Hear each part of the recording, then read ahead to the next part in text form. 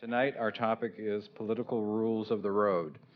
4 distinguished former members of Congress have joined us to talk about campaigning for office, as well as dealing with constituents and the media during their years in elective office. I believe the National Archives is the appropriate venue for this program, since we house the official records of the House of Representatives and the Senate. These extraordinary collections document the history of Congress from 1789 to the present, showing how representative government has operated and evolved throughout our history.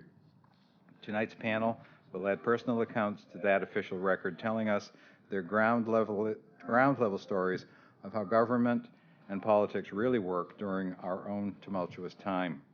I want to thank our partners for tonight's event, the U.S. Association of Former Members of Congress and the Lou Frey Institute of Politics and Government at the University of Central Florida. Tonight's discussion will be moderated by Ken Rudin, political editor of NPR, where he directs campaign coverage for the network. Ken has analyzed every congressional race in the nation since 1984. From 1983 through 1991, Ken was at ABC News. He served as deputy political director. He joined NPR in 1991 as its first political editor. He spent 3 years as managing editor of the Hotline before returning to NPR in 1998. Ken.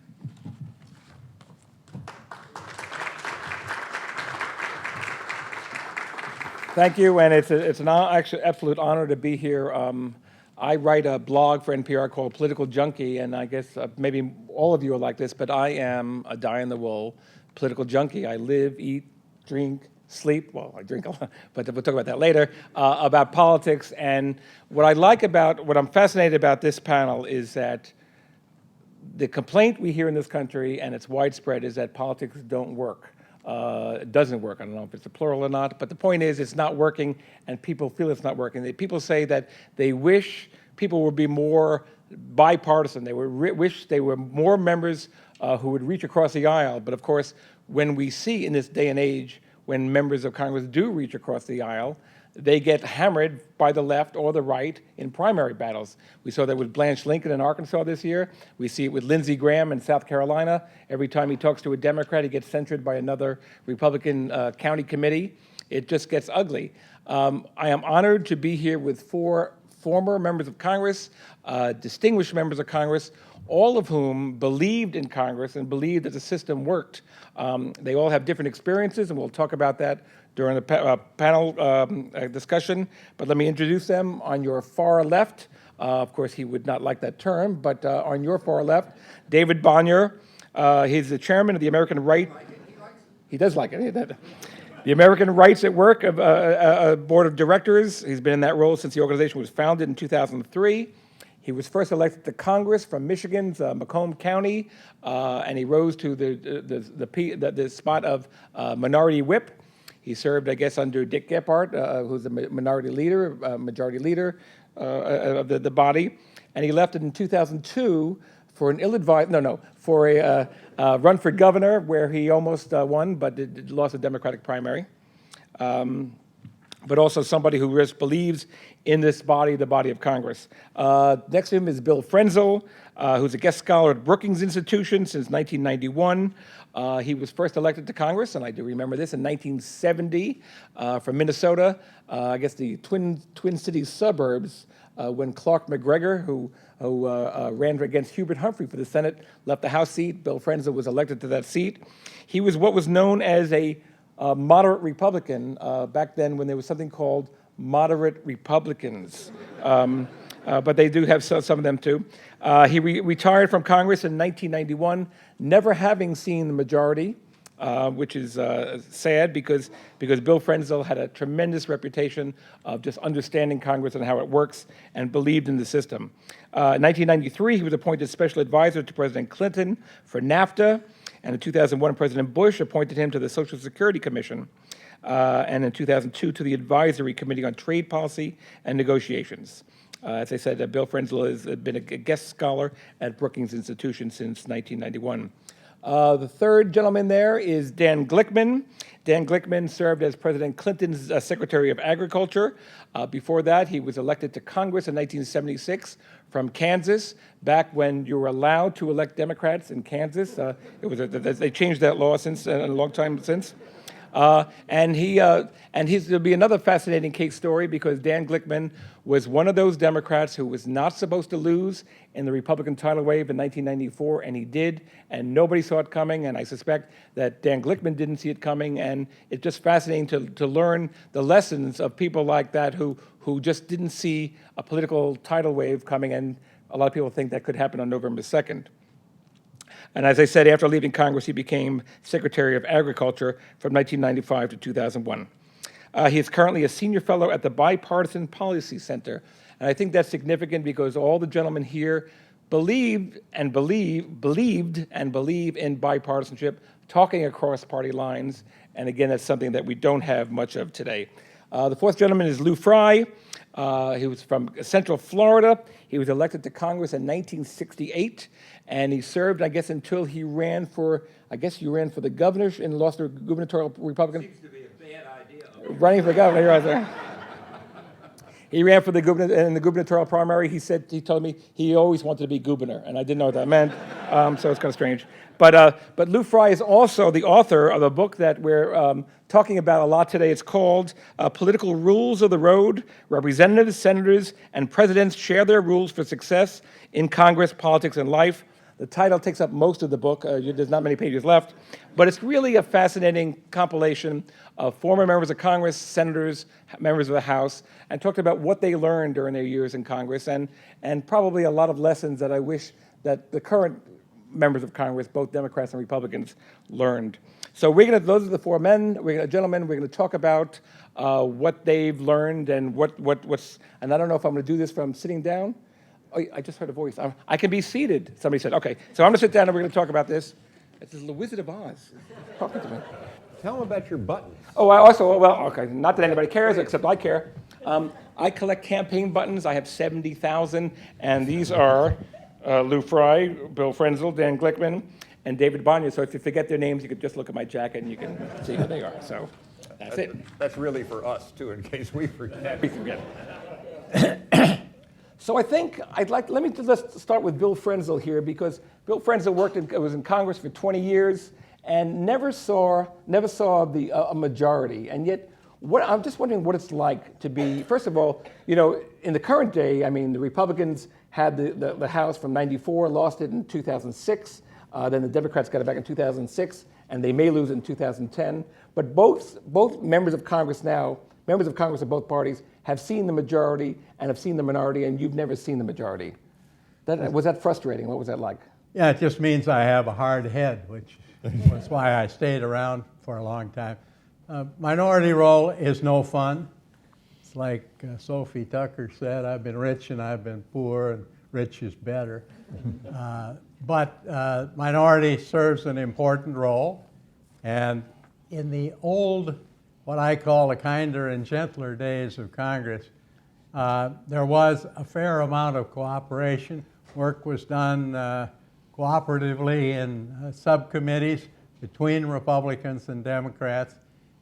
If I had a good idea, it was occasionally recognized, unless some Democrat would steal it first. But for 20 years, I found that experience meaningful, and I am very proud of the service, proud to have served with the people that I worked with, and recommend the experience to anybody. David Bonior, you were in the leadership among the four here. You rose the highest, I guess, in Congress, being majority whip. You're making a face, but I mean that was a top leadership in Congress. How do you control Congress, or what kind of role did the Democrats have when they dominated Congress back then, and compare it to what Nancy Pelosi and company are trying to do now? Well, I was actually sort of a transitional leader, in the sense that when I came to the Congress, I served with Bill and with Lou and of course with Dan. Dan was in my class. The tenor of the Congress back in the mid-1970s was considerably different than what it evolved into. You had Tip O'Neill and Bob Michael, and Tip O'Neill was a wonderful, had wonderful abilities to get along with people and develop relationships on both sides of the aisle, and there was more camaraderie and more, I would say, respect and civility in the House at that time. That changed over the period of time, and I was there during that change, during the pre-Gingrich era, the Gingrich era certainly, and then what followed afterwards. I left in 2002. So I saw basically the whole stream of action. I think it's important for people to understand, if you look at the history of the U.S. Congress from its inception, it's had peaks and valleys of cooperation, civility, if you want to use that term, and then it had a lot of period there, where, especially from Andrew Jackson's period right up until the progressive period in about 1900, a lot of strife, people were beating each other with canes and fistfights, and the language was difficult, and it was a rowdy place to be. And so it's been episodic in how it's functioned over the course of our history. And that's not to say that it functioned the best when we had civility and bipartisanship, because sometimes it functioned very well when you had the iron fist of a Joe Cannon or a Clark or one of the speakers in the progressive era that got things done. So I don't think you can correlate those two ideas together, the civility and actually productivity. I think that they don't necessarily work. It's nice when they work together, but that doesn't always happen. Lou Frey, you were elected in 1968 and served, I guess, until 78. Is that when you ran for governor? And I mean, back then, you never served in the majority, like Bill Frenzel never served in the majority. What was it like? Like, you were allowed to talk to Democrats back then, I assume. You even live with them. You even live with them. Yeah, it was a different kind of an era. A number of us had been in the service, and that had run for office relatively young and been elected with young families and still growing families. We brought our clean laundry up on Monday and took our dirty laundry home on Friday. And that we spent time with each other because we were here. We had to go eat. We shot baskets and maybe had a beer or two. And that, but we got to know the people on a personal basis. I mean, it was not, Dan was not somebody who was this person over here. He was someone who's a friend who I respected, didn't agree with all the time. Ever? Yeah, Okay. We agreed a number of times and stuff, but it wasn't as much that I walked around with an R in my back and Dan had a D on the back, and I couldn't sit on that side of the aisle or do anything. It really wasn't that way at all. A great deal of the legislation that Bill and I both, in different ways, tried to pass, and a lot of it got through without our names on it, was done because of the personal relationships with the Democratic chairman of the subcommittee or the full committee. I had a guy that I worked with named Lionel Van Deerlen from California, and we wrote the communications bill. It took 4 years. My name was on the bill, only because Lionel let it go on the bill, and I obviously appreciated it, but whether it was on the bill or not, the whole idea is that we'd make something happen, and something that was good for the country, and whether you were on the bill or not, you still moved it, and that gave you a heck of a lot of satisfaction. It would have given me a lot more satisfaction if I'd been the chairman, as such, but it wasn't something that you woke up in the morning and said, oh my goodness, got to go down there again, and there's just Democrats and things aren't going to happen. I really can't remember ever being particularly frustrated in that sense. There was always a chance to get something done, and I think that we were civil to each other. We did disagree, but it was never putting a label on somebody or demonizing them because of the fact that they didn't agree with us. And it was, I think it's the way to legislate. I hope we can get back to that, and remember, we didn't take an oath to the Democratic Party or the Republican Party. We took it the Constitution to preserve, defend, and protect. And I think if we maybe think about a little bit more of that, it may be easier to get things moving. Dan Glickman, you never served under a Republican majority because... Thank God. No, anyway. I'd have been great. I'd have been good to you. because you were defeated in the Gingrich Revolution of '94. but you started in 77. You saw basically the increase in partisanship from the MSNBCs and the Fox News of the world and the yelling on the cable TV. From the beginning of your tenure in Congress to the end of it, what changed the most? Money, the biggest factor. I ran for office in 1976 against an incumbent. By the way, we have another former member in the crowd, John Porter of Illinois, who's up there. John Edward Porter. John. And a classmate from Michigan. Okay, so I ran in 1976 against an incumbent Republican congressman, Garner E. Shriver. I spent less than $100,000 on a primary and general race against an incumbent who spent maybe $105,000. That race today, even in Kansas, $2 to $3 million each. But you can't even spend that for state assembly races anymore. No. So what I think the fundamental thing we've seen, and it's all inextricably linked together, the role of the media and all this, and who gets paid and is part of campaigns. But we've gradually moved from what I call relatively citizen campaigns to over a period of years to a professionalization of the business, a saturation of money in the system. Both parties, there's no. This is one area where there's no partisanship. They're both after as much money as they can get, and as soon as you're elected, correct? Yeah, that's correct. It starts right away. It didn't really happen until about 80 or 82, but then it began to happen very quickly. I saw the Democratic Party actually start going after Republican money that had been traditional Republican money. So they were going after, in many cases, the same sources of money during all this time. So that, by the time I left in '94, the amount of money it took you to run, the amount of time you spent raising money, the amount of focus on the idea of money had really changed the culture and the texture of the political system. And I'd say that's the biggest difference. Do you lose sight of why you're there? I mean, ultimately, I've heard from many members who say they just have to raise money because who knows what's down the road, and you almost lose sight of why you're there to begin with. Well, I think most members certainly don't come with that perspective, and I think most members still carry the spark of trying to serve their district and serve their people and their economic interests and serve the country as well. But I do think what it does, it takes enormous amount of time out of your system. If you have to raise $2 to $5 million in an election cycle, you have to spend half your day raising money, which means you're not watching the floor activities, you're not reading stuff, you're not doing the work you're supposed to be doing. That's clearly one thing. And then the other thing is that if you know that kind of money can be thrown against you, if you make a vote or say something stupid, then it has a tendency to make you more defensive.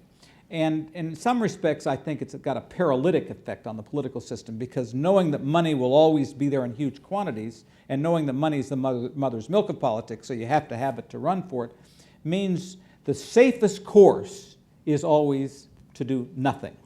Because anytime you take a risk, you know that the amount of money that could be thrown at you will be even greater. Now, you said you were completely surprised. I guess many people were surprised by your loss in '94, but you didn't lack for money. Is that correct? That's where I actually raised more money than my opponent, although he had other assets. He had some outside independent money, but he had a much better campaign, higher intensity. And I'm from Wichita, Kansas, and we had this Summer of Mercy where we had Dr. Tiller, who was the abortion doctor in Wichita, so it grew this Operation Rescue movement, had big things, and so he was able to get a lot of that attention. But I was mentioning before, Labor Day 1994, 2 months before the election, polling showed me 32 points ahead of my opponent, and I lost by 5 points 2 months later. I didn't see it coming. I saw it at the very end. I think the difference between then and today is today everybody is forewarned about this volatile period. Your picture is in every campaign office in the country. Don't let what happened to Dan Glickman happen to you. Right. It's a great thing to be known by. Bill Frenzel, now you had the reputation of being a moderate Republican, working across both aisles, not one of those, certainly not a moral majority type that were elected in 1980 with the Republican class of 1980, and yet you were one of the biggest backers of Newt Gingrich for Republican or whip, I guess it was back then under Bob Michael. Explain to me why you think a lot of people think of Newt Gingrich as being the leader of the right-wing revolution, but you're kind of a moderate guy, and yet the situation must have been that tough for Republicans. there were a couple things going. First of all, I knew Newt quite well. He served on a committee with me and worked well on it, and I liked him. He's a very engaging fellow. That wasn't the most important thing, but one thing, I liked him. The second thing was that Republicans had been in the minority for 60 years, odd, with 2 little one-term breaks. And we were very tired of being in the minority, and we had been following a certain line, trying to be true to ourselves and be nice and easy and cooperative. And Newt came in preaching a different gospel. That the only way we're going to get ahead is to be much more aggressive and really go after these guys. And I was a little tired of being in the minority. I felt rather suppressed at times. And so I said, you know, we shouldn't keep doing the same thing if we're losing every year. So let's try something new. And Newt gave us something new, and he led us to the promised land. By that time, I had left the Congress, however, so I never arrived. David Bonior, I mean, if you think of the anguish and the angst and the anger that we're seeing now in Congress, you witnessed that. Once Newt Gingrich, I mean, there was one thing for Newt Gingrich to plot the control of the Congress from the minority point of view. But once he took over, there was a change in Newt Gingrich, change in the way Democrats and Republicans talk to each other, and you were in the middle of that controversy, taking on Speaker Gingrich. Yes, I did take on Speaker Gingrich when we became the minority and he became the Speaker, and I have a different view of him personally than Bill does. From a personal standpoint, he's a very smart guy, and tactician-wise, he was very clever. But the means that he used to achieve his success were unethical and were so judged by Republicans and Democrats on the Ethics Committee eventually. So having said that, you know, I think there have been Republican speakers that I have had an enormous amount of respect for. I didn't agree with Dennis Hastert very often, but I think he was a person of honesty. His word was good, and he conducted himself in I think in an excellent manner at the time he was the Speaker of the House. So that's my Newt Gingrich story. But being in the middle of all that anger and yelling and screaming, I mean, David Bonier's name was mentioned as much as Newt Gingrich. The Republicans hated David Bonior, the Democrats hated Newt Gingrich. Not hate is a strong word, but I mean, you were in the middle of that. What personal toll did that take on you? It did take a personal toll because I not played that kind of a role before in my life. And my role had always been to try to work with people of different persuasions and in a way that would, as far as I could go, in terms of reaching a resolution to an issue or a problem. But the bottom line for me was a sense of honesty, and I didn't feel that it was there with him to a large extent. And so I took on this role. I mean, the Democrats were pretty down and out, having lost the House after having had it for, what, 40 years, Bill, something like that? At least. And so they were moping around and hanging their head, and you know, this was not a time I thought not to hang your head. I mean, you got to get in there and fight because you've got this job, and there are a lot of problems in the country and that need to be addressed, and our point of view needed to be heard, and we need to rehabilitate and rebuild ourselves. So that was one of the pieces of doing it, making sure that people understood what Gingrich's program was about versus what we believed and were not successful in communicating during that 2-year election period. And so I went out to try to make that case. And eventually it took, I think, 10 years or 8 years to get the House back. The House was very narrow in margin for those 8-year periods. I mean, it was very, very narrow with, you know, between 6 and 12 votes, I think. And so they were very contentious and difficult times. But in terms of productivity, of course, Clinton was the president from 96 to, he served his 8 years to 2002, and he had a Republican Congress. and not very much got done. We did some incremental things, but nothing of major significance, I would say, outside the budget, which we did. Bill would disagree. He would say that NAFTA was a big success for. I'd cheer for your budget too, Clinton. though. Yeah. The budget was good, but I would disagree on the NAFTA piece. And the welfare reform was transformational, but beyond that, I don't think there was really a lot that was accomplished. But what happened during that period, I think, was the economy. The country was really humming with an economy that was strong based upon the technological revolution that we were in the midst of. And President Clinton wrote it very well, and so did the Republican Congress and Newt Gingrich, until it all blew up eventually. Was it a weariness that made you decide to leave the House in 2002? I'm sorry I did not answer your first question because it was a good one. It did take a very, it took a toll on me. I didn't like, my job prior to that was getting up every day and counting the votes and getting the votes to pass things and get things done. And when I became the minority whip, my job was still to count the votes. And after about 11 years of that, people would see me in the hall and they'd run away. They didn't want to see me anymore. There he was, he's going to ask me what I'm going to do on this and that. But my other job, as I defined it, because I thought somebody in the leadership needed to do it, was to challenge the speaker at every opportunity.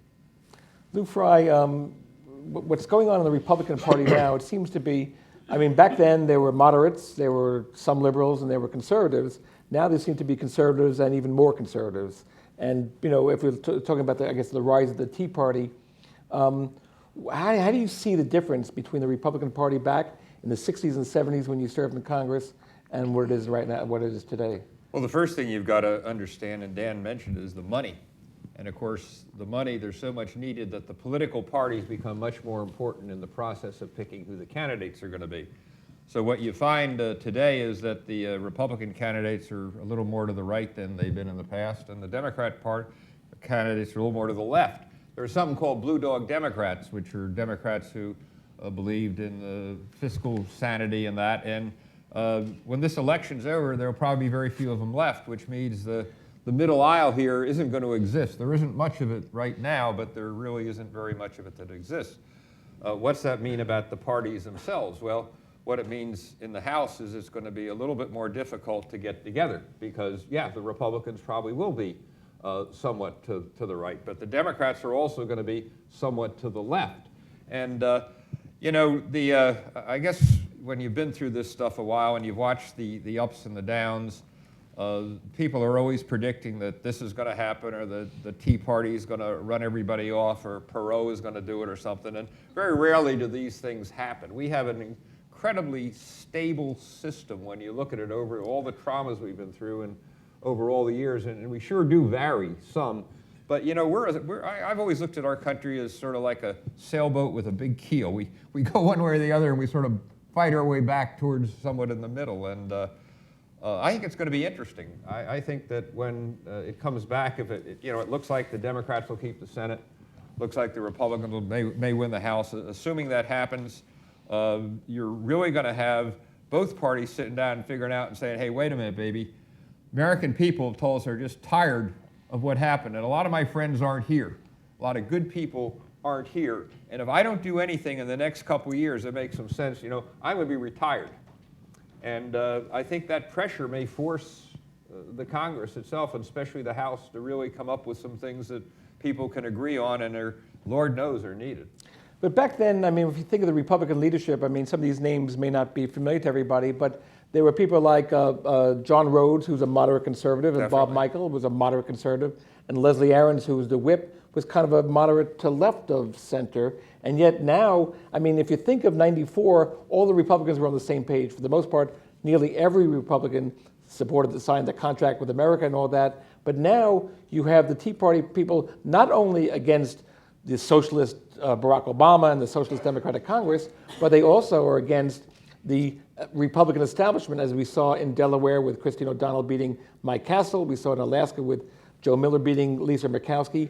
What's happened to the, You're going to have those. Things are going to happen. This is politics. You're going to have something like this is going to happen. It happens in 2 or 3 places doesn't mean the world's coming down. And a lot of times with the Tea Party candidates and what they're talking about is, my mom and dad were printers. My dad went to 6th grade and had to go to work, and I grew up in a little town. And because of that, my background, I like small business. I think it's important to help small business people. I think it's, and I think it's not good to have a big debt.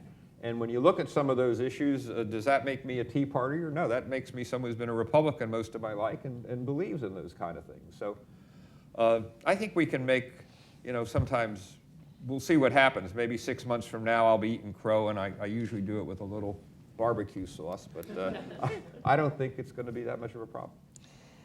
Dan, I hate to keep mentioning that you're the only person on the panel to have lost re-election, but I'm just doing it to tease you. But if you look back in your career in the House, 77 to 95, is there a vote you wish you could have taken back? Is there something you wish you could have done in retrospect differently?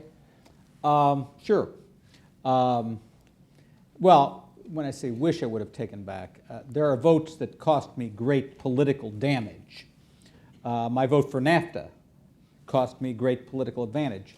Okay, so when I lost in '94, I had voted for NAFTA. I had voted for the Clinton energy, the Clinton budget, the Clinton health care plan, and the ban on assault rifles. Okay, so in Kansas. And my district was largely a blue-collar, blue-dog district.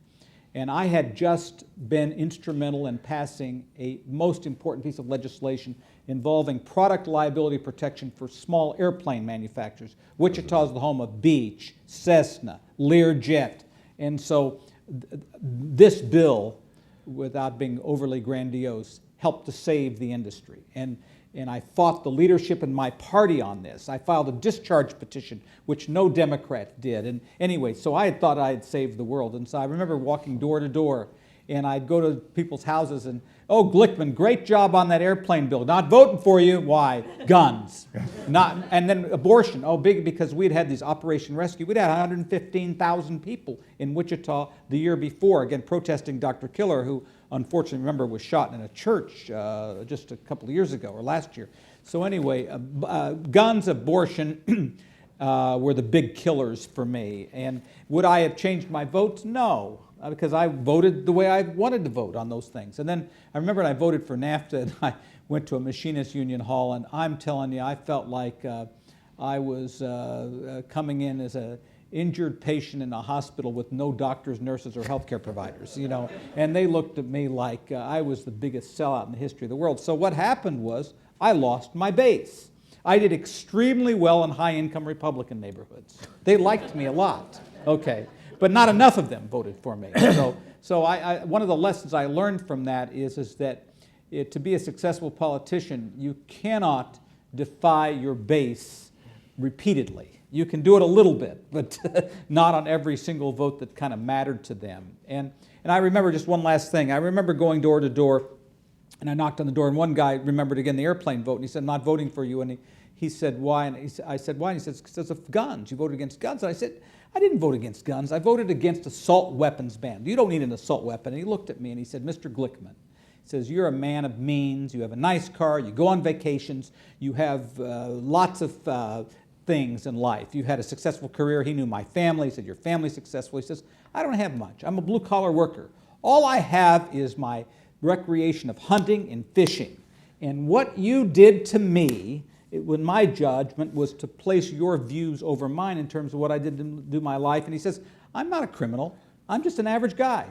So what that was also taught me about this cultural disconnect that the Democratic Party had in some cases lost.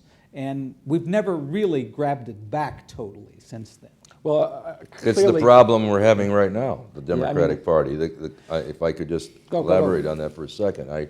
You can go on all night if you want. No, I know I can. But basically, we had this discussion a little earlier today, and I look at Washington as a place where you've got pundits and lobbyists and members of Congress and members of the administration and the permanent government and media people, and they're all talking to each other, and they're missing a lot of the big points that are happening out in the country in terms of the folks that Dan just talked about. I mean, people are struggling, and I don't think the sense of urgency of what the pain is like out in the country is felt in this city virtually at all. And that may be an overstatement, but boy, I don't sense it, because we're not talking 10% unemployment. We're talking almost 18-20% in this country today when you take into the numbers of part-time workers and people who have been discouraged. Poverty is up to 15%, 50 million Americans without any health insurance today. It's really, really bad out there.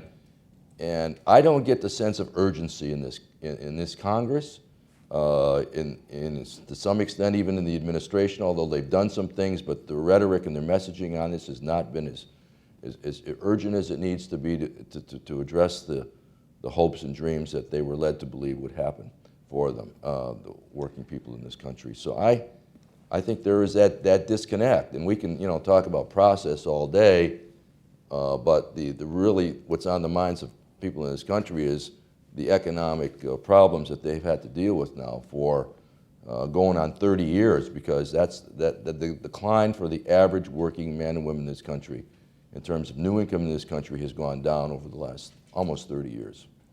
If that's the case, and I believe that is the case, why are we hearing most of the dissatisfaction, if not all the dissatisfaction, from the right?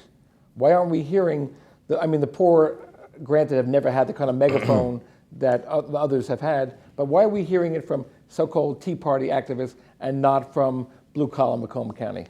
Well, you are.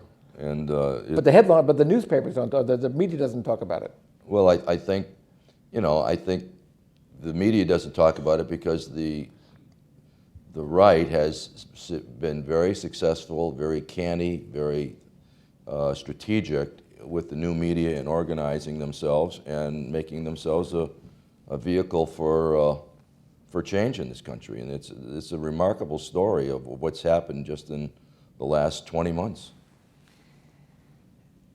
Have there been instances, and a better question is, sometimes I would assume lawmakers have to wrestle with what will help me get reelected and what my conscience tells me. How much of that, all of you, can you just tell me, have there been instances where you really have to wrestle, is this going to help me in November, or I should do the right thing, whether it costs me or not? You want to all take that? Or? Sure. Yeah. Okay, thanks for coming. Yeah, all right.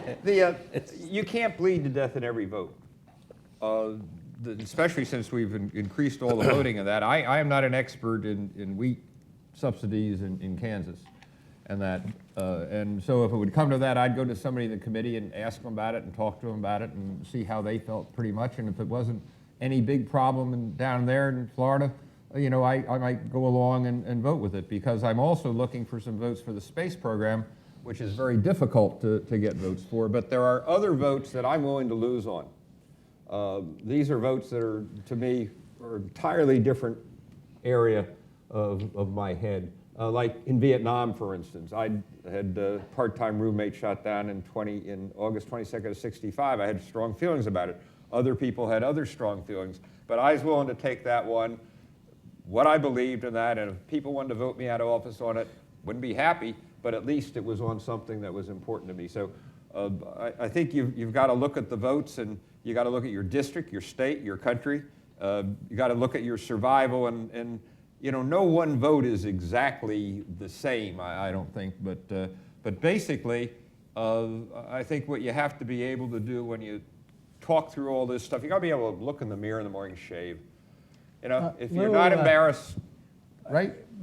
A little earlier in the evening, you and I were talking about this matter, and you were telling me the contributors to your book all tried to describe how they felt about whether they were going to be independent or whether they were going to be beholden to the whimsy of the popular. Edmund Burke in 1774 made a speech to the electors of Bristol, and the issue was, as a member of the Parliament, what should you do? Should you talk to your district and poll it and see where everybody is and vote that way, or should you use your conscience and your intelligence and look at it? And if you happen to think it was the right thing, despite what your people in the district thought, you should go that way. And this was we never told people what the rules were, what we wanted to get on. We collected 700 and some, representing 2,000 years of congressional experience, by the way. And this was the one rule that everybody, I think we had 22 or 28 answers on this one, and everybody felt that you ought to use your intelligence and not just be a Western Union machine. I've always thought that Edmund Burke was the patron saint of parliamentarians. He said that a representative owes his constituents not obeisance to their whims, but he owes them his best judgment. And sometimes there may have been members who didn't give them their best judgment, but almost all of them would give lip service to that ideal. But go back about the votes and between the conscience and the re-election stuff. Well, Edmund Burke is a great man, but he didn't have a Twitter account. And so, Facebook. So I mean, the world is a lot different in terms of the information flow. I'd just say a couple things. I mean, the first rule of politics is don't do anything that'll hurt your constituency or your district. So, I mean, that's what you're sent there for, is to fight for those interests, and that's the way it was intended to be. But then beyond that, you hope that you move in the kind of in the scheme of things towards thinking about the country as a whole and the world as a whole. It's not always easy to do because there are a lot of pressures on you in that regard. But I think there are a couple of problems here that have happened in recent years. One is there used to be some truths and some facts. And now in the general milieu of politics, there's just a lot more opinion.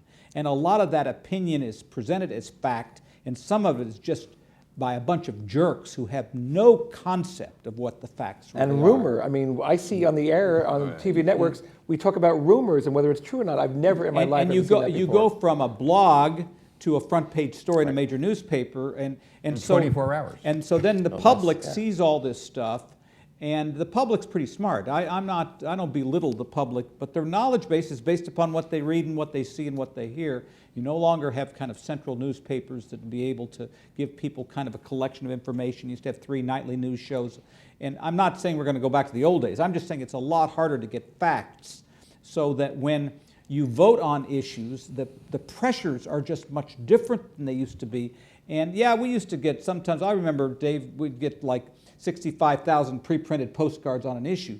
But they get tens of thousands of emails a week, maybe 100,000 emails a week. And it's a lot more difficult to try to figure out what the right thing to do is in that environment. I'm convinced most members of Congress really try to do their best in that context. But if you know that if you're going to vote a certain way, it's going to result in an avalanche against you, it's harder to be courageous.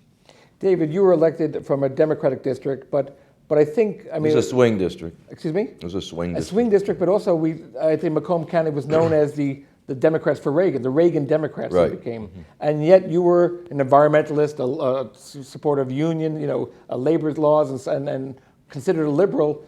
Did you have to walk on, eggshells every time you voted? No, because I really adhere to the Burkean ideal that Bill talked about just a second ago. I mean, the job is too important and it's too difficult not to give it what you think is your best judgment and your best effort. And I just was not into, now, did I always do that?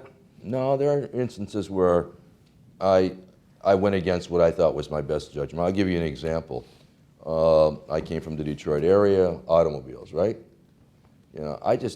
The auto companies used to absolutely drive me crazy because they couldn't see in front of them in terms of where the future was, where we needed to be going in terms of energy, safety, mileage standards.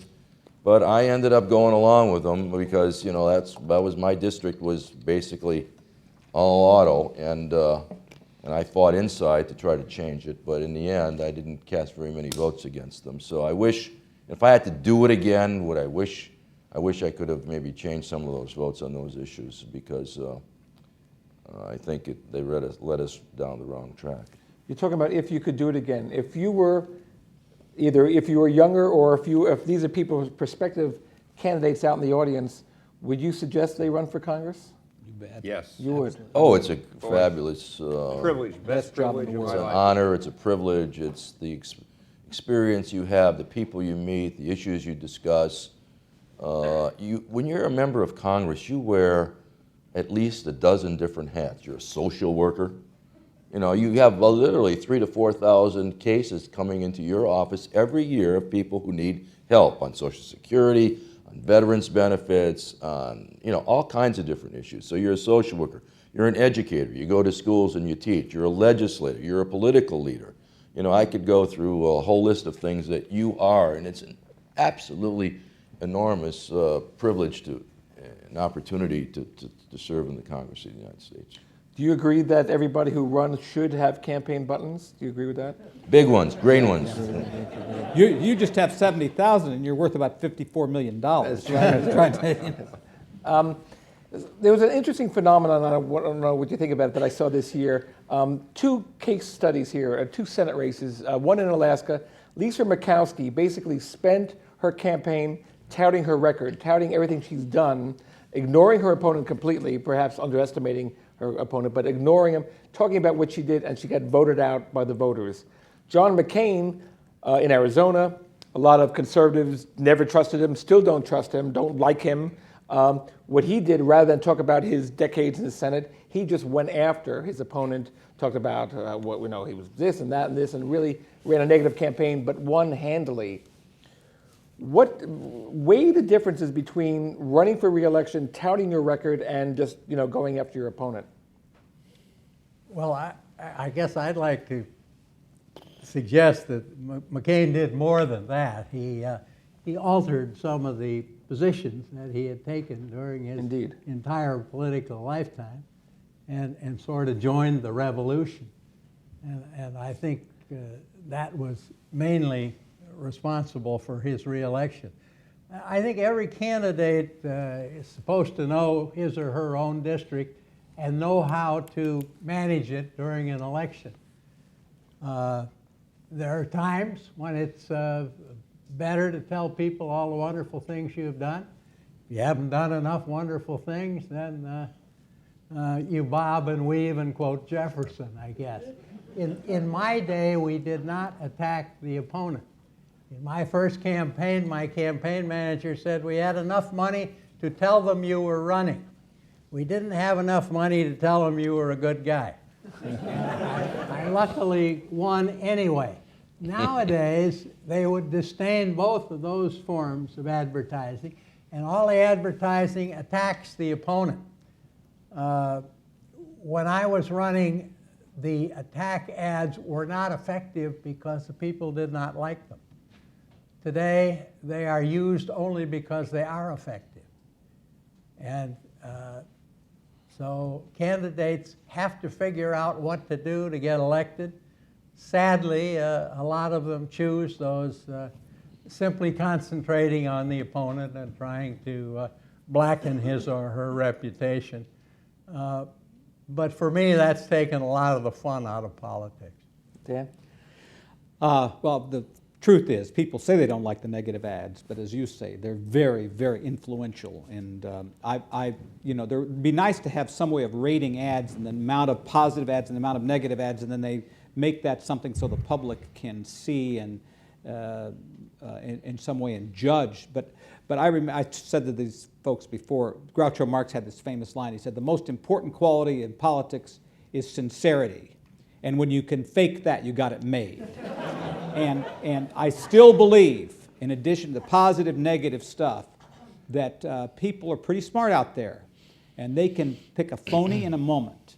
And most of these people who lost, like I'm told this, I don't know this, but Lisa Murkowski wasn't the most popular person, wasn't the most personable person in terms of her relationship to the voters. And I think beyond everything else, if you can establish authenticity and genuineness and a commitment and a passion for certain things, and also then play the political game the way you have to do it, then you're going to be way ahead of the person who's not well liked. I don't care how many negative ads they run against their opponent. But Mike Castle, for example, in Delaware was beloved in Delaware, of course, by the general electorate, not just not the Republican caucus. But I mean, he won overwhelmingly for decades. governor, lieutenant governor, congressman. Yeah, but what Maybe happens that was is, his problem.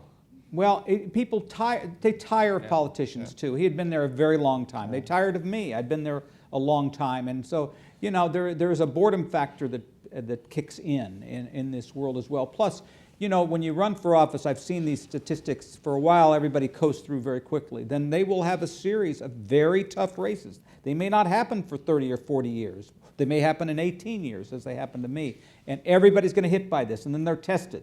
And a lot of these popular politicians are never tested. They never have a tough race. Mike Castle never had a tough race. So never prepared for it. So we didn't know what he was like in a campaign.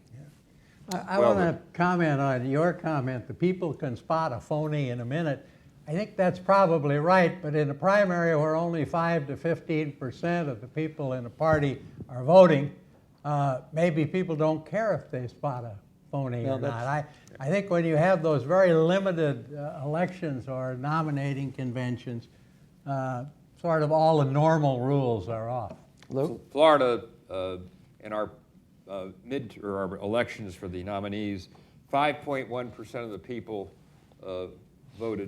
effectively voted. 5.1% of the people nominated our senator or governor. I think there's another thing we're talking about when you're talking about candidates and running. I think there's another basic problem that we face as a country, and that is our lack of civic engagement and civic understanding. I'll talk about my state. We are 46 from the top in terms of civic understanding. 40% of the adults in Florida can't name the 3 branches of government. 42% can't explain separation of powers. 73% of 4th graders in a multiple choice test can't pick out the Constitution as our leading legal document. And Senator Graham and I have been working for 4 years, and of all things, we're going to now teach civics in Florida, starting in 1st grade.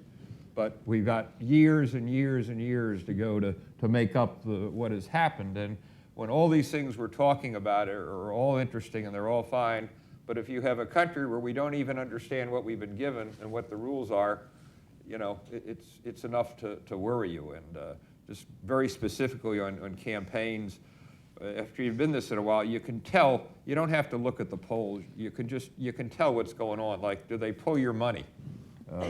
As a Democrat, do you not debate? I used to say, when I was up here working hard, I would send my wife to the debates because I was way ahead. They couldn't beat me, and she'd say, "Well, Lou would love to be here, but you elected him to do his job in Washington, and that's what he's doing. And I can't answer any questions, but I hope you can vote for my husband." Well, And then I had the little girls, and they go knocking doors, and they said, "I can't vote for my daddy, but he's running. Will you vote for him?" They're cute little kids. So, I mean, every campaign is different. You use different things depending on where you are, whether you're winning, losing. And the one thing that's totally different than we were really at this thing, I think for all of us, is the social media.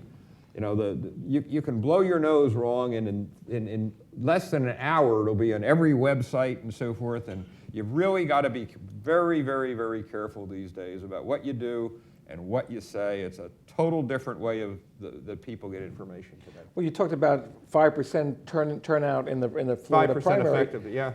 I've been traveling a lot the last couple of weeks. I've been to San Francisco, Los Angeles, St. Louis, Houston, Tallahassee, New York. Everywhere I go, I turn on the TV at night, all there are negative ads. And you wonder, with such a barrage of negative ads, why do you just want to get out of bed and vote? I mean, what's the point if you're just being hammered? It's ugly, ugly, ugly, as opposed to anything positive about politics. I think, Dan was suggesting about negative ads working, and they do in many areas, but there are a lot of areas where they don't work anymore.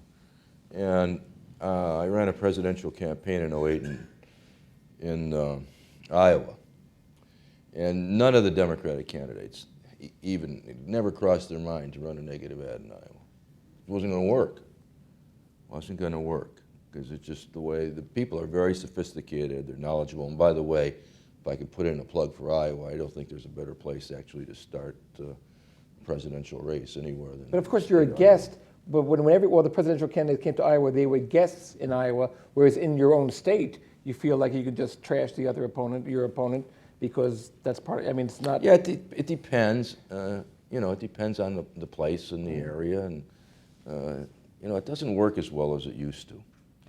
And ads don't work as well as they used to, I don't think, anymore. I think people are tired of them. I think they're weary of them. I think they're perceived to be suckers that receive these things. And I think a much more effective way is through the new media and through on-the-ground organizing. And I think you're going to see more and more of that. You know, you can't do without the AIR campaign, clearly, but I think its influence is overrated.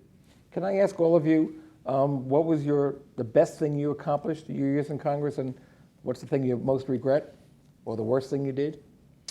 Well, I'm going to start and go this way. And, when I came to the Congress, I started something called the Vietnam Veterans in Congress, and there were about 12 of us then. And I was Vietnam era veteran. And I put together this caucus, and we started to do things for the veterans who came back. We did the Agent Orange legislation. We did the Vietnam Veterans Memorial set aside. We did the outreach counseling centers that we put all over the country. We did educational opportunities that were disappearing for veterans. So I was very proud of that. And then in the 80s, I led the caucus efforts against the war in Central America and was involved in the peace process over there, and against the Contra War particularly, and against the killings in Salvador and Guatemala. Biggest regret? I think I mentioned that earlier. Although I had a good environmental record when I was in the Congress, I wish I'd have been stronger with regard to the question of auto safety and emission standards. Yeah. Bill? Well, I enjoyed working in the tax field. I did a little election law early in my career, particularly in 1972 and 1974. I probably had the best luck in trying to expand U.S. trade over my entire career. And if I have a regret, it is that my stern lectures about fiscal inebriation were not heeded by my colleagues, and so obviously they weren't good enough lectures. Well, I'll tie into that because my biggest regret is I voted for the Reagan tax bill and against the Reagan budget cuts. So I basically helped to create the very large deficits because I voted against cutting any spending and voted for more tax cuts at the same time, which was, those turned out to be relatively popular votes, but I have thought about them, and I still have a little bit of a knot in my stomach because I helped create the deficits that we had, and thank goodness we cured them in the 90s, and now they're back again. Unfortunately, You're off the hook. Yeah, off the hook. You know, successes. I mean, a lot of things I remember are little things. Like early on, I got home glucose monitors eligible for Medicare reimbursements. So people with diabetes, that was a pretty good thing. Now, it wasn't grandiose and cosmic, but it was something that helped people actually out there. I mentioned this product liability bill for small airplanes, which some people say saved the small airplane industry in America. And then I was the author of the bill, House author, creating the U.S. Institute of Peace, this building that's being built right by the State Department, which is this institution. We're the only country in the world that's going to have a peace building right in the heart of its capital that's basically focused on conflict resolution techniques. I have one of your glucose monitors. Thank you. Okay. And it's working. I wasn't the only one, but you have mine that I did. Yeah. And I've been flying some of your small planes in there, really. Yeah. Thank you for saying that. One of the biggest disappointments was the inability to convince the Congress and the White House about the energy issues. We had come to a point where after the Yom Kippur War and that, where we had no oil, and we got very serious about alternate energies like liquefaction of coal, gasification of coal, ocean thermal energy, hydrogen cells, on and on, electric cars. And at the same time that was happening, the Cape was going from the Apollo program with about 25,000 people or more at the Cape to about 10,000 with the shuttle. And I tried to convince the president that we needed another Manhattan Project, and we could take all these bright people and all these engineers, because the mental gold mine we had literally over there was just something exceptional, use it on energy. And now I look today and see we've got 73% of our oil being imported, and obviously we open up self to some problems diplomatically and that with that. And I just, you know, it was just frustrating because I really believed in it. Other hand, I think one of the things that I enjoyed the most was working with Congressman Dearlin of California and rewriting the Communications Act and setting up the means to divest AT&T. And while Van and I didn't invent the internet or anything like that, we did open it up to the point with cell phones and all these other things resulted from the breakup of AT&T. And that took 4 years worth of work, and Lord knows how many hearings that only he and I sat in because nobody else really cared about it or wanted to go. But it was nice to see something like that move. I want to take audience questions, but before I do, one thing I'd love to hear, just quickly, all of you, what was in your mind when you realized you wanted to run for Congress? What did you hope to accomplish, and what really drove you? I was a political accident, totally. I was 32 years old, never run for office, didn't have any money, was in a Democrat district, and when I said I wanted to run for Congress, my mother laughed. I mean, it was real, I don't know, I just decided I wanted to run for Congress, and there was really no rhyme or reason to it. I mean, was it the war, taxes? No, I wanted to be in the Congress. I saw politics from a little bit close, and I thought I could frankly do a better job than any of these people in Florida that were in Congress, and I figured why not? I didn't want to, you know, nothing wrong with the minor leagues, but I wanted to play in the major league, and that was the Congress. I'd say, quite frankly, it was pure ambition that drove me. I was always interested in politics. I had worked for Republicans as well as Democrats. I hung up signs for a fellow named Jim Pearson. You may remember him, senator from Kansas. And I was involved with Democratic things. I ran for the school board. I was always interested in it, and quite frankly, my life was geared towards a political career. So it wasn't ideologically based. I was serving in the Minnesota legislature as David served in his legislature. I enjoyed the work. My congressman decided he wanted to do something else, and so like Lou, I thought I would try to get in a higher league, and it was a great decision, and my family and I have enjoyed it immensely. Pretty much the same story. I was a social worker, and then I got elected to the legislature, and the congressman that represented my district ran for the Senate, and there was an opening. And I was, you know, very much passionate about social and economic justice issues and the war. The war drove me, the Vietnam War, and that whole experience was a main driver in me getting involved in political life and making sure, or trying to make sure, that that kind of experience didn't happen again for any other Americans. Anyway, with that, I'd love to take questions. I think there are microphones on, where are the microphones? On the side there, on the both sides of the aisle by the staircases. So step up and. And you notice there's nothing in the middle. Is this symbolic of the? Are No, you trying to tell us something? The cameras are in the middle. Oh, okay. Well, that's where you always see the dead armadillos, right? It's right in the center of the road there. Over here.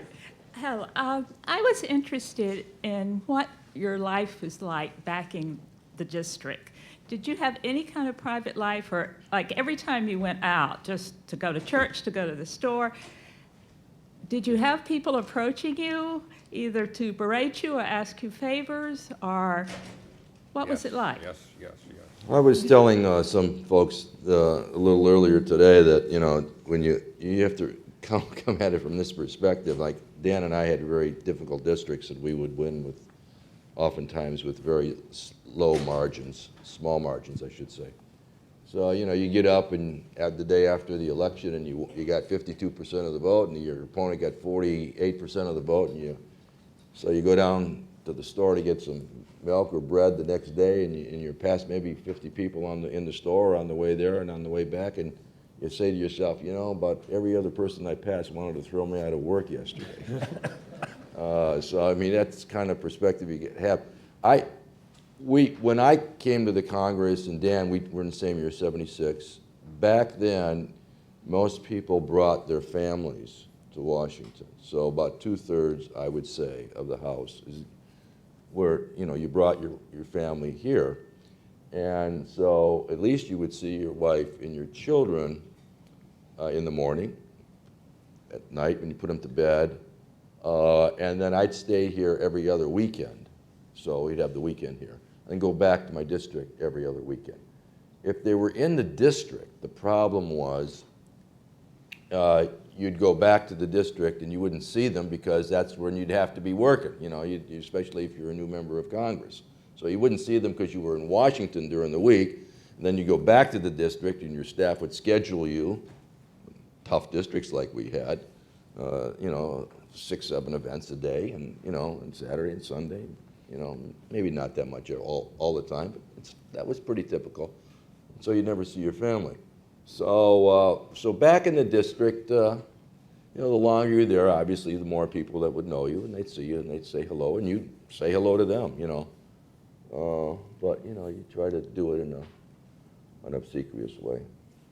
My wife disliked politics. We had 5 young kids, couldn't live up here. As Dave was saying, you go back to the district, the minute you get off the plane, you're working. You usually get Sunday off, or part of Sunday, so you really don't get to see the kids much of it, and it wasn't really much fun. You know, here you're up here, you may be an Air Force One traveling around or doing a bunch of things, and she's home raising 5 kids, which is a job certainly in itself. And so when I decided and it didn't work out and got out, I think I was probably as unhappy as she was happy with it. But I guess we managed to survive these years. But politics was not something she liked, and not only that, when you didn't go out to eat, because if you go out to eat or something, somebody come up to you and say, you know, oh, Lou, hey, I'm with family for dinner. Well, that's good. Let them go on and eat. Or they'd say, you know, well, I'm not going to interrupt you, but, and you knew it was all. But that's a minor price to pay, really, for the opportunity to be in the U.S. Congress. Most of us like people, or we wouldn't be in this business. And therefore, if you wanted to, if you were at a place in a job where you wanted to be with people and see people, and I mean, there's no greater job in the world. I mean, this is the world is your family, and that's what every time you're home, that's the way it was, basically. I had a nicer district than David or Dan. They were very tolerant of me. They didn't ask for a lot of things. And I went home about 40 times a year, which meant nearly every weekend. And I think that's really, you need to have a connection with your district. And it was a small, tight suburban district, and so I knew a lot of the people. And it was fine. And in those days, there was still in my state of Minnesota some respect for members of Congress. And so I was not abused. People wanted to buttonhole me. They did not want anything from me. They merely wanted me to listen to some wonderful advice that they had that would make the world better. And that was great. But congressmen, as I keep saying, labor in some anonymity. And I remember I was eating in some greasy spoon one Saturday night, and I passed a table, and some chap said, say, hey, I know you. Aren't you the guy that does the weather on the 10 o'clock? And you said, yes, vote for me. Yes, over there. I said, yes, and I was wrong then, too. We talked briefly about how the impact of money has put a lot of politics outside of the reach of the average man. We also talked about how social media itself tends to make politics into a much dirtier game because of rumor and et cetera. Do you think that social media can ever be used to bring that power back, say, to the average man, and possibly even to make politics into a more honest campaigning where you would have a lot more positive effect as opposed to just attacking your opponent? The answer is yes, and it has. And there's no question President Obama used social media and the various new forms of communication to his advantage for organizing and bringing people together, and I think it was an extremely effective way. And the other thing is the new media is very democratizing. It allows people to really rule this country from the ground up rather than from the top down. It also has some insidious sides to it because it allows untruths to be spread much faster. And so therefore, the new social media needs the same kind of vetting procedures that the national media does. But on balance, I view this as a very positive thing and really the first major change in politics for a long time that allows average people to input the system. And it may be the basis. I've never thought we'd have a third party, because it's something from the top, Perot or somebody. This is the first time I've been bouncing around in my brain the fact that maybe with all this social media and the ability of people to get together from all over quickly, you may have the basis for a third or a fourth party in this country. Thank you. Before we go to the next question, I just want to remind people, let me steal this here, that Congressman Frey's book, Political Rules of the Road, if anybody wants to purchase it, I guess in the Archives bookstore, they can buy it outside, and I will sign them. I will sign them all for you. No. Lou will sign I them. want you to know that none of the money goes to the author or anybody else. The money goes to charity to teach kids on that, and we've done pretty well with it. It is a good read. It's a good fascinating book. It's great stuff. Great Jerry stories. Ford wrote me 4.5 pages of his rules before he died, and really pretty historic in some of his positions and that, looking at them today. Really very interesting. Yes, sir. Been hearing a radio commercial lately for local congressional candidate running for re-election. The first half of the commercial essentially says the deficit's a terrible problem and I've got a solution for it. The second part of the commercial is how he's been doing all these wonderful things for his district, essentially by bringing in federal money to the district. And it seems like a bit of a contradiction there, and I'm wondering if you think the public as voters will see the contradiction, or will they think this is a good message and re-elect him?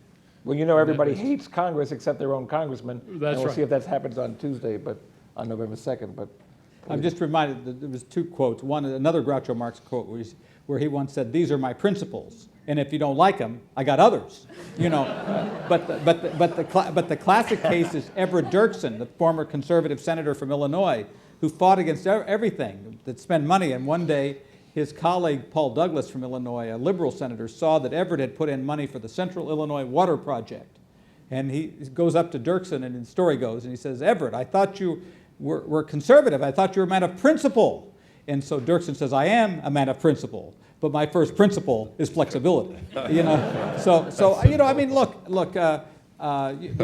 You go to Congress to try to help the country as a whole, but you also fight for your district as well. And the hope is that the process can work to temper out excessive amounts of money that, are whether it's earmarked or pork barrel or that kind of thing. But you're always, any kind of representative democracy, you're going to have a little bit of hypocrisy when it comes to spending on your local folks, because you're the only congressman sent there to fight for your local folks, those local folks. Everybody else is fighting for Michigan or Florida or Minnesota, so the question is, can the system as a whole temper all of that stuff? It hasn't been very successful so far. I think if a member of Congress or a candidate can convince people that he or she is going to cut the deficit and bring home all the bacon at the same time, then those voters deserve that candidate. yes, sir. In the years you guys were in Congress, specifically since the mid-'70s, the cost of a seat in Congress has gone from under $60,000 to about $1.4 million. And increasingly, it's now going to be possible for corporate money to get into the act, and that of necessity involves foreign money, simply because foreigners can own a stake in corporations. Do you think it's likely that the United States Congress, because its elections are so influenced by money, will adopt policies that put it at odds with our potential allies because their elections involve less money or are less dependent upon money? Do you see the possibility that money is going to change, that the increases in money are going to change the way American politics works to the point that our members of Congress become more dependent upon money and less dependent upon their constituents. Yeah, I think the biggest threat to our system is money. And I think that we tried in the Congress some years ago to limit both the amount of money you could raise and the time you could campaign. And the U.S. Supreme Court, I think in Vallejo versus U.S., said what we did was unconstitutional, that both the money itself and the time was a function of free speech, and tied our hands in terms of doing it. I think what happens with the 527s, the way the money comes in, where it comes from, is an absolute disgrace. I would support any legislation that may make a difference in it. I don't know with what the Supreme Court has done, where you can go or what you can do. We were talking, and you suggested, Dan, that maybe it shouldn't come from, it can't come from the Congress itself, but maybe people in this country, different interest groups, and that'll begin saying that, look, we're not going to just give money to these people anymore. We're going to try and do something. Something has to get done. Why would they do that? Why would? Well, maybe because they're worried about the country, and maybe they're worried about, with all this spending that's going on, that how are we going to get any control over what we're spending in these campaigns, Ken? You know, I don't know. I'm kind of a nutcase about this, but I have to tell you, and I took a lot of money, and I was also a lobbyist, and I gave a lot of money. So I want to start it by saying that I am certainly not pure. But here you have an average member of Congress. What's the salary now? $170,000 or so in public money that people take from the taxpayers. And yet the average member of Congress is taking $1.4 million in private money. And I think to myself, is there a disconnect here? I mean, they're elected by the public as a whole, and they get a public salary, and the law doesn't allow them to take gifts from individuals. That's prohibited. But they can take money to fund their campaigns by people who are prohibited from giving them gifts. And I'm thinking, does this make sense? Is this? And the problem wasn't so severe when we weren't awash in money. And I'm not naive. I know that money will always be in part of the system. But it's just, it creates an environment for saturation of political corruption that I wish we could find a way to get out of. It is extremely unhealthy, and it hurts our country and the world, and it paralyzes us in many cases from dealing with problems like climate change and health care. I mean, it's no secret why we can't seem to get solutions to problems. All the people who are giving money either don't want solutions, or they're not necessarily terribly interested in a solution that affects the common good. So I'm sorry to rant on this, but you know. You know, to be specific to your question, and I think Dan and Lou did that, but I want to get to a specific example where I think this could happen, your concern, and that's with China. Most corporations, multinational, large corporations, do not want to aggravate China in any way at all, because they're looking at a $1.2 billion 1.2 billion people market, and so they just won't stand up to the Chinese because they don't want to suffer the repercussions for doing that.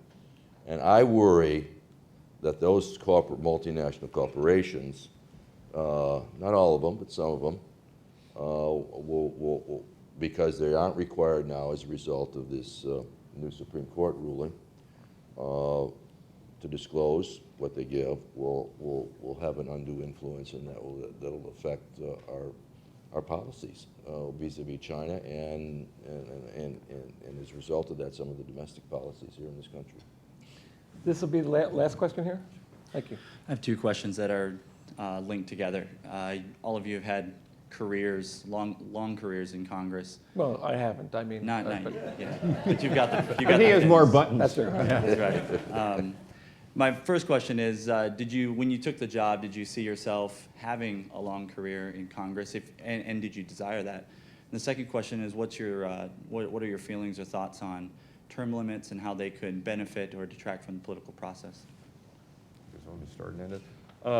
I was so shocked I was there, I didn't have much thoughts beyond that. I had no idea staying or doing anything. I was, really surprised and really happy, but that didn't enter my mind at all. And the second one was, Term limits? Term limits. I supported it when I came out first. It was probably one of the dumbest ideas I've had. Had some bad ones. I should have thought that before. We have term limits in the state of Florida. It has totally destroyed the state legislature up there. Our Florida legislature is run by staff because they're always there, and by the lobbyists because they're always there. We have an 8-year limit on in our state house. You begin running for the speaker before your first year, you know, and so the members really don't have a much clout or effect up there. I think it's a bad idea. We're going to have term limits in a few weeks, pretty broad term limits, I think, and we've had them in the past. I mean, this is not the first time the system's flushed one way or the other. So I have confidence that the people like you, they'll vote for you. If they don't, at that time they made a mistake, they'll come home. When I was a freshman congressman, I supported a 12-year constitutional limit on House terms. But when I ran for my 13th year, I said what was now needed is judgment. But quite frankly, competitive elections, competitive districting, and the new media will be an antidote to, I think, long-term folks who just never leave. So I don't think they're needed any longer. When I came to Congress, I thought you probably needed 5 or 6 terms before you'd figure out what was going on and be much good in the business of legislation. I enjoyed the work. I should have got out after 18. Full disclosure, I was for term limits. I had an 18-year term limit. Oh, right. Bill stayed 20, overstayed my leave. With respect to term limits, I have always supported term limits. I think the most wild-eyed of the term limits advocates ran away with the movement and screwed those limits down to 6 or 8 years in a number of the states and just ruined them. You cannot, I believe, run a parliament on a 6 or 8 year cycle at all. I still believe term limits are wonderful. I think members of Congress, the longer they stay, the larger their heads get. Maybe that was just myself, but and you get a little distant from your electorate, no matter how often you go back and try to connect up. And Dan and David, in the beginning of this discussion, were talking about keeping connected, and that is really, really difficult. Now, with respect to term limits, is it needed today? As you know, the Democrats ran the House with the exception of 2 terms for 64 years. The Republicans took over and had 8 or 10 years? Democrats took it back, and they've had 4 years. I think we're on kind of a short cycle now. We're getting into a kind of a Westminster parliamentary phase where we may not need term limits. The electorate may take care of us. And it doesn't hurt if we have a few old heads around. But certainly in the 70s and 80s, when we had people under the dome of the Capitol, the janitors didn't know whether to dust them or paint them. You had to hold a mirror up to their face to see if they were alive. That was a bad thing. I think we're going to get over that in these new short cycle exterminating elections. So maybe we don't need term limits now. Well, I've done a 180 on the term limits. I was vehemently against them. And on reflection over the years, I've changed my mind. And I think I think the criticism is legitimately that they're too short in most of the legislature, 6 and 8 years. But I think 12 years is enough time. 2 terms in the Senate, 6 terms in the House. You're not going to get that happen because you need to pass. You got to change the Constitution. It's probably not going to happen. But as a general idea, I think it makes sense. It refreshes people. It gives other people a chance to serve. I think, for instance, in the House of Representatives, I think the Republicans had a great idea in limiting the committee chairman to 6 years. Yeah, and I think the Democrats would be wise to have looked at that. I know they've talked about it, but they didn't do it. So I don't have the same feelings I had against term limits when I was there. In terms of did I think I would be in Congress for a long time, let me just tell you a really quick story. I'll try to make it quick because I know it's late. When I got to Congress, my modus operandi, like I think Bill mentioned this earlier, was just to watch. I mean, I was in awe that I was even there. I mean, what am I doing here with all of these people? You know, how did they ever get here? And then after 6 months, you say to yourself, how did they ever get here? Yeah, but you know, so you sit there and you kind of watch this thing going on. And someone told me the best place to do it is at the Thursday whip meetings. So I used to go to John Bradamus from Indiana, who was the whip of the House at that time. I used to go to this meeting. I wasn't a part of the organization, but I just wanted to see what people were saying, how it worked. And you go to these meetings, there's maybe 30, 40 people, and they're eating donuts and coffee in the morning, getting ready for the meeting, standing around talking with each other, talking about different things. And I used to come in and sit in the front row, and Tip O'Neill used to sit right in front of me. The leadership had 4 chairs, and then I'd sit right across from Tip. And we were reading the newspaper. And you know, we found out what we were both doing eventually. He'd ask me who I liked in the Boston College Rutgers game, and I'd ask him who he liked in the Iowa-Wisconsin game, and we like to play the games. You know, we like to bet on football, basically, is what I'm telling you. And so we got to develop a relationship that way, and so I asked him to come out to my district to campaign for me. And he said, sure, I'd be happy to, David. So I told my father this, and he was all excited. And we said, you know, Tip's a big guy. Who are we going to ask to pick him up at the airport? And my dad said, why don't you ask Stan Schultz to pick him up? Stan Schultz is our undertaker. He's the guy who buries everybody in the family. So I call Stan up. He's got the big, you know, big limo. A lot of room in the back, too, right? Yeah, and I didn't know that he was going to do what you guessed he did.